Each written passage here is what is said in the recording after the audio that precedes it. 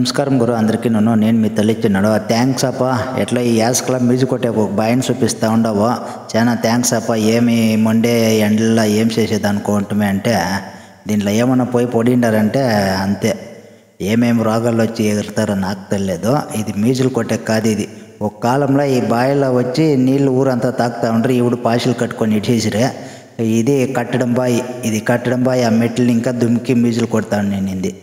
ఇప్పుడు చిన్నోళ్ళని తోడుకపోయి యావదో స్విమ్మింగ్ పూల్లో ఇడుస్తారు. దాన్ని చెప్పాలనా అవంతా చెప్పాక వేయలేదు.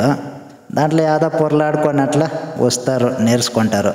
ఎత్తుకొని వచ్చి ఒక కత్తాల పాటు ఎత్తుకొని వచ్చి ఇట్లా బాయిల్లో కట్టిడండ నేర్చుకొని గురు మ్యూజిక్ నేర్పండి చిన్నోళ్ళకి. మ్యూజిక్ నేర్పించాలి ఈ కాలంలో, ఎవరో నూటుకోగరే నేర్పించేది.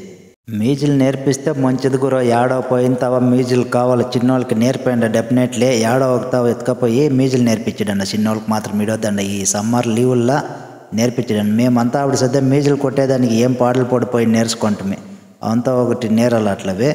ఇంకోటి ఇది తాగే నీళ్ళకి వాడతావు. నేను బాయికి వచ్చిన గతి చూడండి అయిపోద్దు. మనోళ్ళలోనూ ఒకటి వస్తే ఒకటి నిడిచిక్తారు, బోర్లు వేసిరే. అట్లీస్ట్ ఈ కట్టడం పైన అంతా క్లీన్ చేసి ఆ బోర్ నీళ్ళన్నా దీనికి ఇడుచుకొని తిరిగా దీనికి ఎత్తేదాన్ని చేసుకుంటే బాగున్నా. దాన్ని చెప్పకపోతామంటే అదే సాధ్యం ఇంకేవది లేదు, 8 సాకరీలు చేసుకొని కూకుంటామంటారు. దానికి ఇట్లా అంతా మనం ఒకటి ఇడుచుకొని పోతూ ఉంటాం, యావదన్నీ పెట్టలేదు. ఈ కలియుగంలో ఏముంటుందో లాస్ట్కి ఏముండలేదు తెలియదు. దానికి యావదో ఇట్లా సిక్కేదో ఒకటి ఎత్తేస్తామో చూస్తారు అందరూ. షేర్ చేయండి, లైక్ చేయండి.